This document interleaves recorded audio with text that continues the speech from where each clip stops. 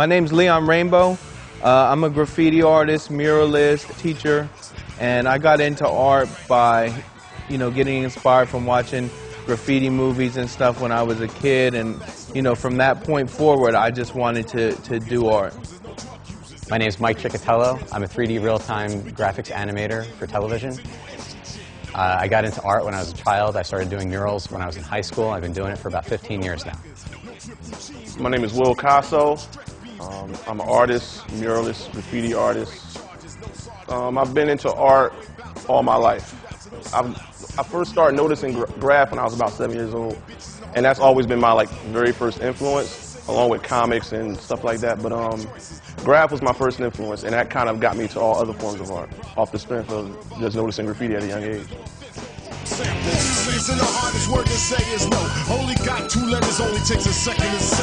I would say my main inspiration is my daughter.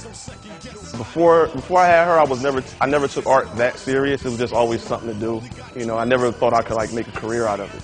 But after she came along, it was more like, okay, am I going to take it seriously or just do something that I hate? So that was the catalyst right there, and that just kind of fueled it, constant progression. And then as far as me finding other avenues of inspiration, it's just life.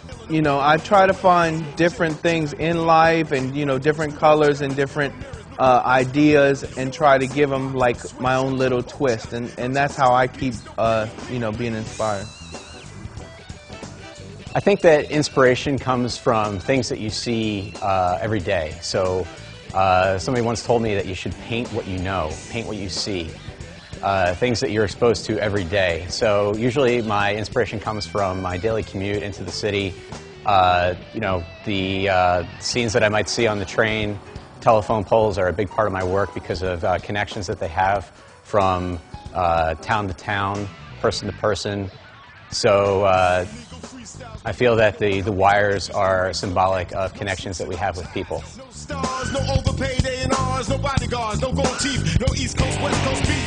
Even if we going back to the beginning, when I was out tagging, bombing, I was never prolific at it, but just the obstacles you face just to get that up, most of that was done in the middle of the night, So then once I started doing more public type murals, a lot of the walls we did in the past weren't financed, so they were like, okay, let's just get a bunch of guys together, come up with a theme.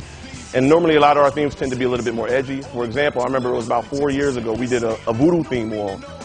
And I painted this 15-foot high lady holding a rattlesnake. And this one lady told me I was going to go to hell for painting witchcraft and all this and that. And just the stigmas that's still attached to graffiti, just the ignorance that's still around it.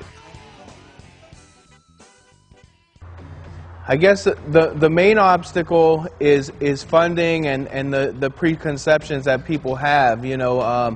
A lot of the stuff that we do, especially in the beginning, it was always self-funded. We go out, talk to different business owners and get permission to paint their walls, and but now as things progress, we have bills to pay just like everybody else, and being able to get funding and really do the type of murals that we want to do, and have that artistic integrity, that's really one of the biggest issues that we have. So the stigma that's attached to the name graffiti, it's break the stigmas, break the stereotypes, show them that we're not all just a bunch of little kids running around, scribbling aimlessly on property. It's we're a valuable asset to the community. So my whole thing is just breaking the stereotype of what a graffiti artist is.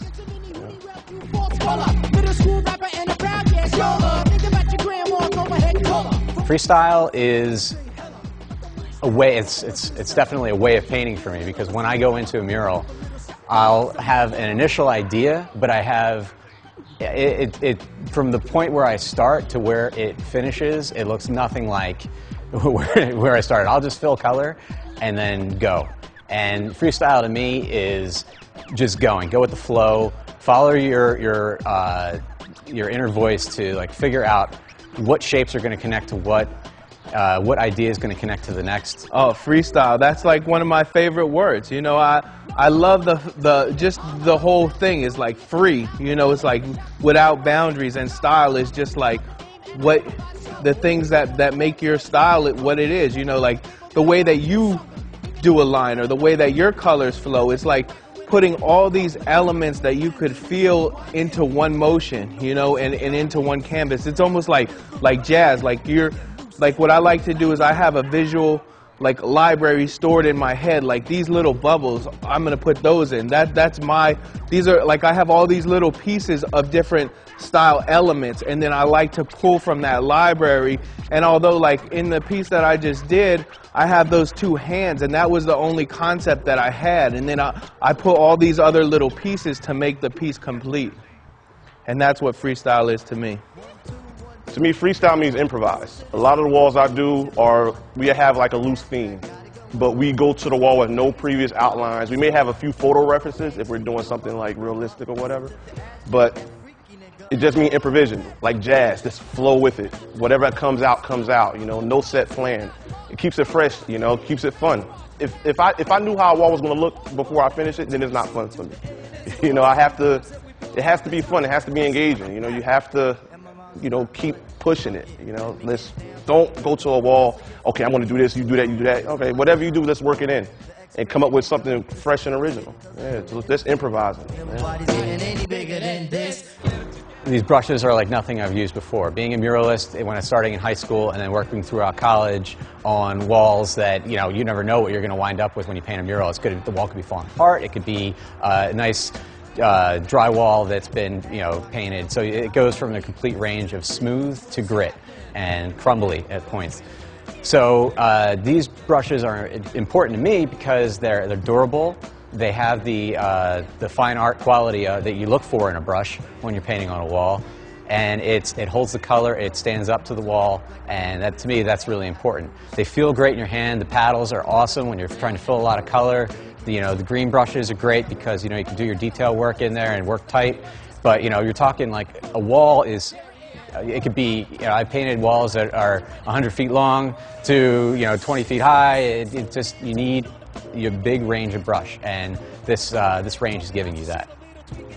Ah, they're beautiful. Oh man, the brushes that we used today, it was great. I've never used brushes for walls that were so fluid. Like the lines you can get with some of these brushes, and just, I mean, the shapes of them are even like revolutionary. Like, you wouldn't think like these are brushes for murals or to do art with. They look, when I first saw them, like, these are like house painter brushes, but they're so, oh, I can't even describe how they just flow. So the paint just took to the wall so well. I mean, like, I work for the Mural Arts program in Philadelphia, and some of the brushes we use on murals are just beat up, you know, because walls take a heavy toll on brushes. And with these brushes, it's just, oh man, the line work you can get with them. It's like almost using like a thin cap on a spray can, like one shot, boom. You got a solid line. Yeah, it's something that definitely I would love to use in the future, definitely. The brushes? Oh, the brushes are crazy. I love the splatter brush. That's my favorite thing. Just to think that they had enough sense to make a brush for throwing paint. I mean, that's me right there. And I love like the big brushes and like a lot of the different things you could tell, and you know, just the way that they feel in your hand, it's just like made to do what we do. And you know, it's great that, you know, they've been doing that with spray paint for a long time. Like the European paints have made paint like with the artist in mind, and it's good that somebody's doing that for traditional mural painting. Because I had to talk about the times when I rhyme and when the MCs come in my face, I'm like Mace. Cause I back them off with the quills. Cause I had to tell you, nigga, cause I keep it under frills. Rest of 191 16th Ave off of Farmer Boulevard.